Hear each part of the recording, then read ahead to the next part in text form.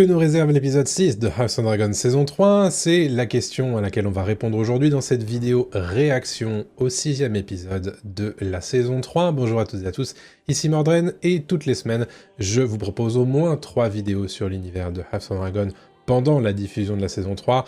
N'oubliez pas de vous abonner évidemment. La dernière fois, on laissait Criston Cole dans un état quasi suicidaire en fait, hein. Il nous annonçait carrément qu'il voulait aller au combat devant ses ennemis. On imagine qu'il y a du boulot à faire aussi du côté de Chutebourg, du côté de Port-Réal, avec les manteaux d'or qui sont dans de sales draps, et particulièrement Daemon évidemment, et Rhaenyra qui est en délicatesse également. Bref, beaucoup de choses à faire dans cet épisode 6, j'ai très hâte de le découvrir, alors c'est parti. Allez, c'est parti, 6e épisode. Réalisé par le mec qui a réalisé l'épisode 1 d'ailleurs. Hein. Ah, directement avec Criston Cole et ses soldats dans la forêt du Conflant. Est-ce qu'ils vont directement au combat? Quelque chose d'étrange s'est passé là-bas. Il s'est passé quelque chose de mauvais ici. Est-ce qu'ils vont nous faire la même scène que dans le bouquin? Je suis pas sûr. Ah, voilà, ils l'ont fait, incroyable. Ah oui, on commence directement avec ça en fait, incroyable. Ouah, c'est brutal. Ouf. Wouah. Oh, oh. Ah, ça rigole zéro le fléau d'armes. Avec Criston Cole, il se débrouille bien. Eh ben... il assume sa réputation en tout cas.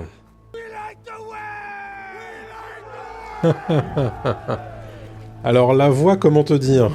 Qu'elle s'assombrit un peu vite là, Criston. C'était un piège. Qui sont-ils, notre mort? Et regardez comme il est heureux. Waouh. Il va reprendre le mouchoir d'Alicent. Bon, c'est les adieux, hein, j'espère que vous êtes prêts. Waouh, ils ont fait comme dans le livre. Il n'y a pas d'honneur ici. Bah. Hey, c'est le bal du boucher, c'est violent hein, dans le bouquin aussi. Hein. J'aurais bien aimé qu'ils disent la phrase au sujet des fameuses chansons. Au revoir, Criston. Est-ce que tu nous manqueras? Peut-être pas. Ah bah elles ont été retrouvées, Alicent et Elena. Ouais, il y a 25 soldats du guet de la ville qui sont morts. C'est compliqué, hein. C'est compliqué pour Rhaenyra. Elle peut pas vraiment agir sur Chutebourg, là. C'est vrai que les dragons sont très délicats et précis. J'adore. Bah Daemon, il en peut plus. Il va faire une connerie, c'est sûr, au bout d'un moment. Daemon, il veut faire justice lui-même, hein. Ah tiens, les Baratheons. Le Seigneur n'est pas venu. Elle est pas dupe, Rhaenyra.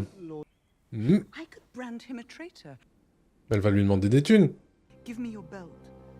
Hein? Pourquoi son ceinturon? Et Vermithor, vraiment, il vole beaucoup trop bas sur Chutebourg. Je vous l'ai dit et je vous l'ai redit dans mes analyses de trailer. C'est pas sérieux de faire ça, Hugues. Oh là là, c'est magnifique. Hein. Et quand cette série sera terminée, ça va me manquer hein, d'avoir des dragons comme ça dans des séries. Et Ulf, ça a beaucoup changé pour lui, hein, sa vie, depuis qu'il est au service de Rhaenyra. Ah, d'accord. Donc Ulf était sur place, puis en fait c'est Hugues qui est venu avec Vermithor pour le relever. D'accord, je pensais qu'ils regardaient tous les deux Chutebourg en même temps. Alors est-ce que Rhaenyra a appris pour la grossesse d'Elena? Ça changerait tout. Ah bah voilà. Il suffisait de demander. Elle va devoir punir ça, Rhaenyra. Mais comment?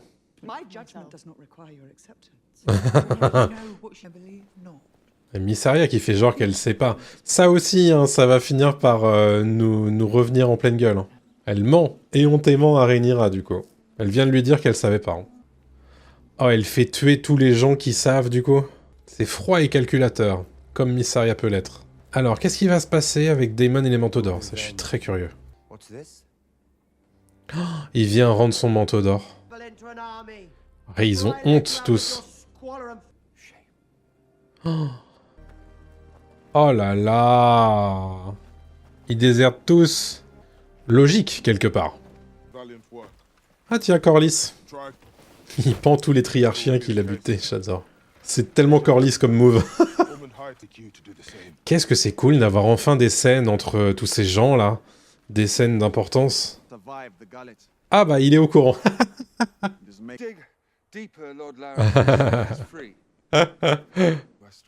Ouais. Aegon qui est tiraillé entre ses deux conseillers. Qu'est-ce qu'il va choisir? Ah, il est resté là-dessus. Waouh, j'adore. Et sa réaction, elle veut dire oui, je suis désolé. Hein.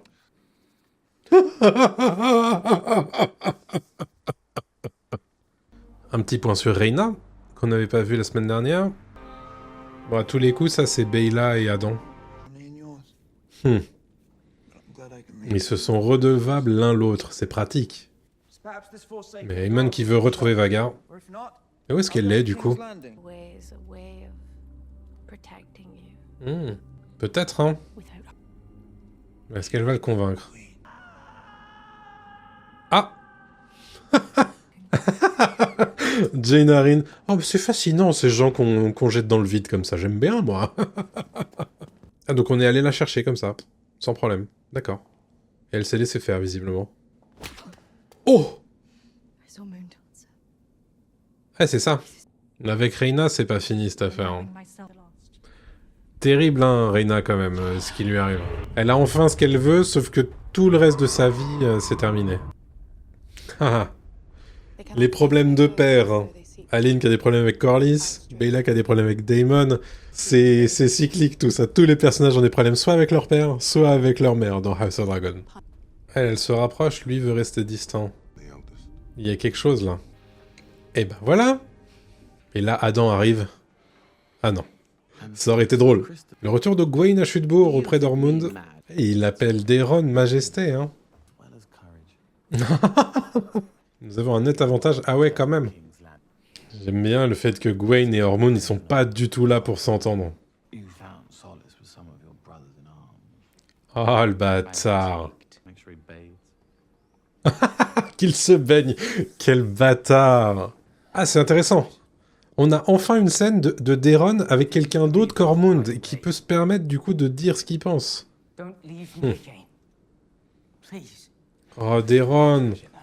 Sortez-le de là, je vous en supplie. Il va demander à sa mère. Pour sa mère. Eh oui, mais bien sûr.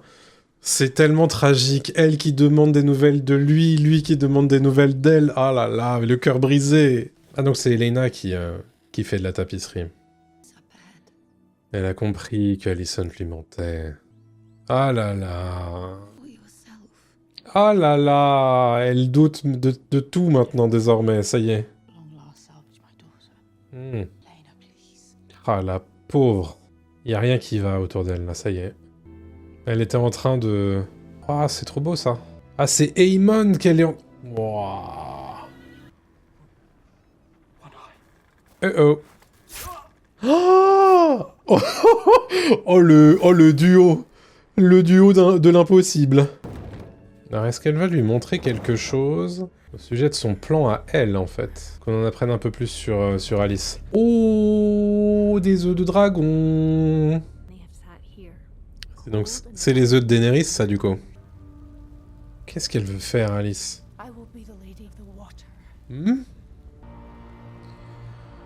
Ah ah.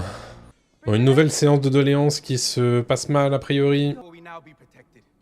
Comment faire, Rhaenyra? Il faut que tu te sortes de là toute seule, hein. Ah.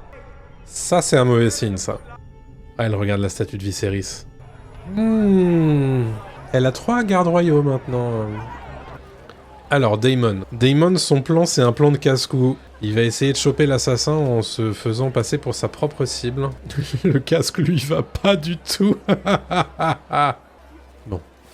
L'assassin est bien là. Il a mordu à l'hameçon. Est-ce que ça suffira pour Daemon? Waouh.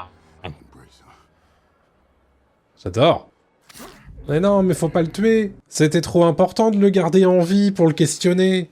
Ah, Daemon, qu'est-ce que t'es con parfois.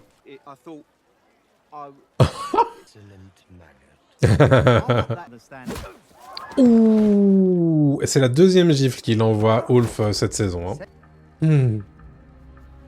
Vous avez vu la gamine là qu'on avait vue dans l'épisode précédent?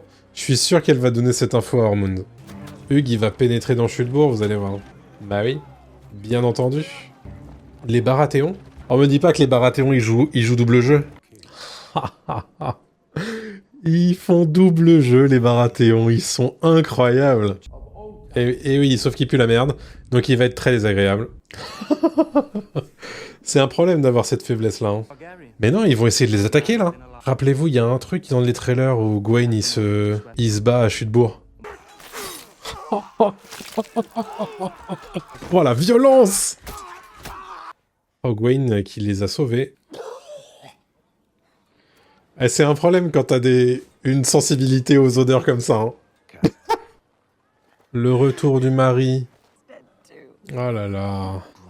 Elle lui parle de son deuil et lui, il lui parle de son dragon. C'est pas très bienvenu, je pense. Ah là là, c'est terrible ça pour Hugues. Le couteau dans la plaie, là, bien enfoncé, là. La scène est incroyable. Terrible. Terrible. Petit entraînement avec Daeron, là. Et un 1v3 contre Daeron. Nice. Bah, un peu, oui. Ça, c'est important, ça. Donc, Alicent qui est prête, à nouveau, à jeter Aemon en pâture hein, pour sauver Elena et se sauver elle-même. C'est difficile à lui faire comprendre, mais en réalité, une Targaryen, elle sait exactement ce que c'est qu'une Targaryen qui rêve. Voilà. Elle va l'envoyer à Renold. C'est une très mauvaise idée. Vraiment. Oh, la tonalité de cette phrase était d'une froideur. Oh, la posture là de Rhaenyra est incroyable aussi. Hein. Elle lui rappelle le péché originel qui a été de la marier à son frère. Ça risque d'être long hein, quand même, le voyage de Alicent à Renold. Et toujours cette scène de Rhaenyra avec Joffrey qui dort.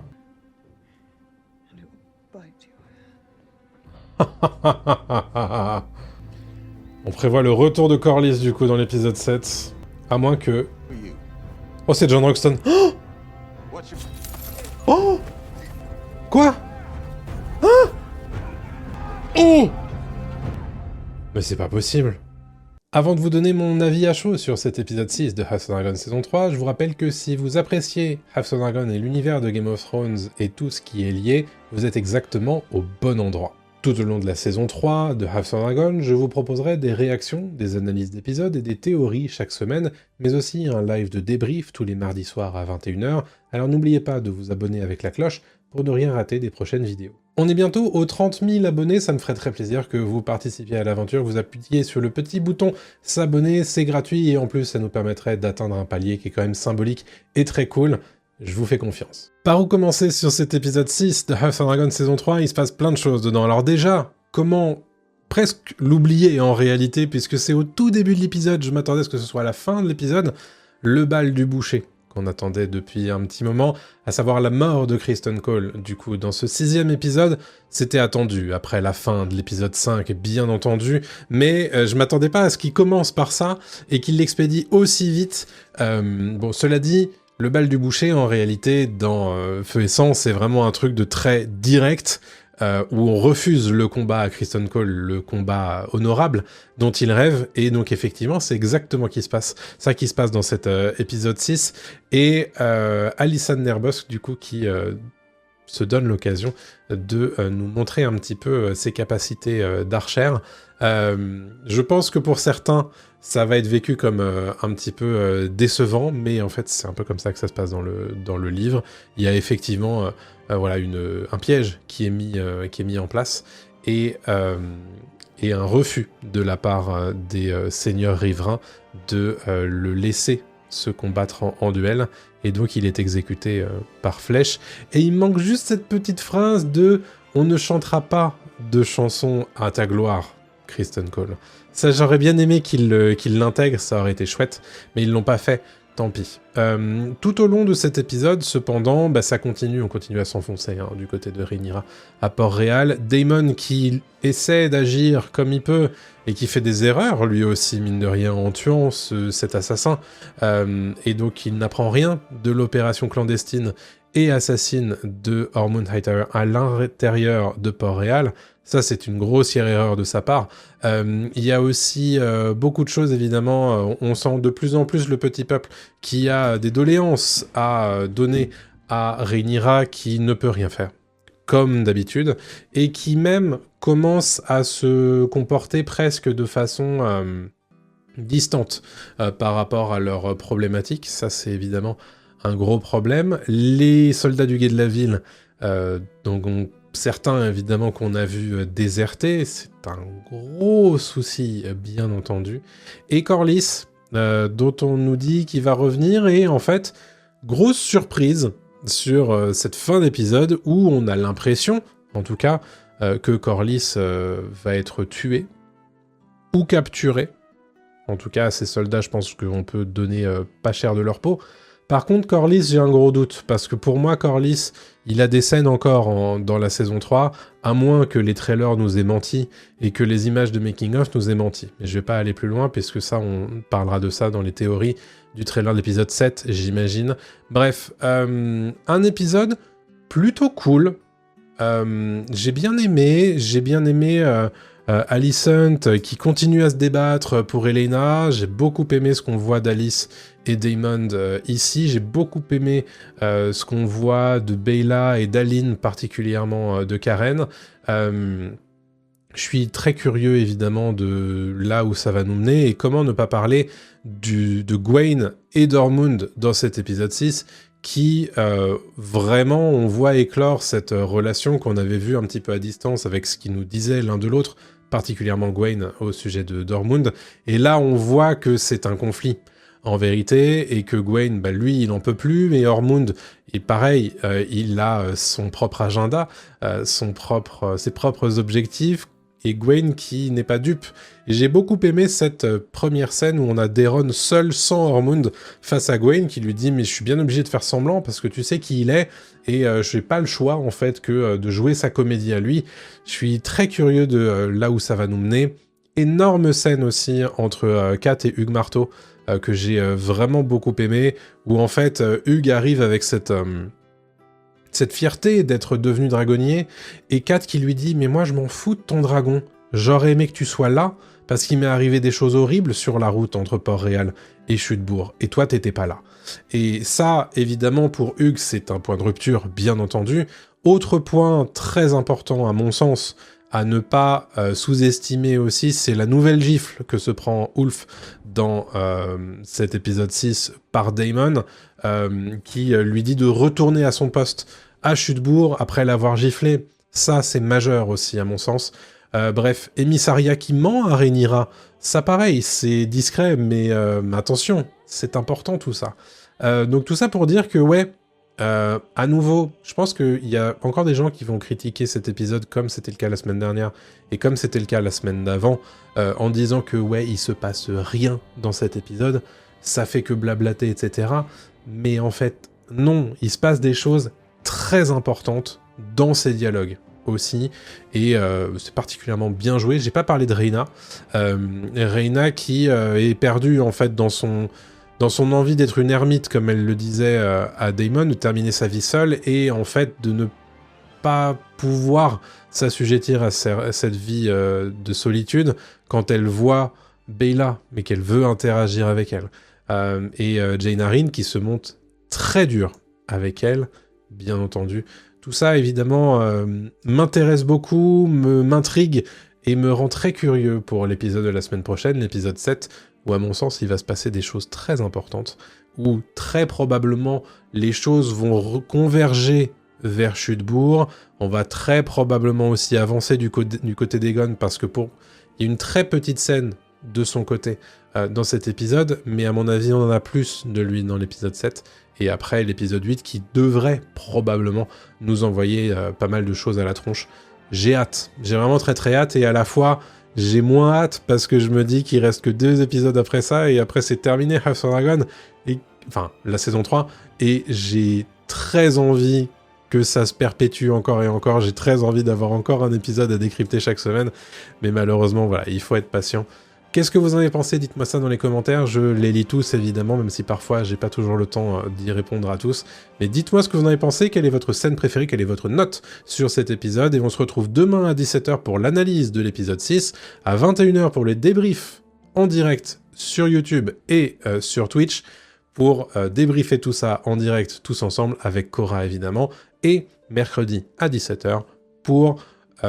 les théories sur le trailer de l'épisode 7, et après le reste de la semaine, des exclus pour les abonnés soutiens, un grand merci à eux. N'hésitez pas à les rejoindre, c'est à partir de 1 €, donc allez-y. Quant à moi, je vous laisse avec cette vidéo si vous voulez poursuivre votre visionnage avec moi. À très bientôt tout le monde, salut à tous.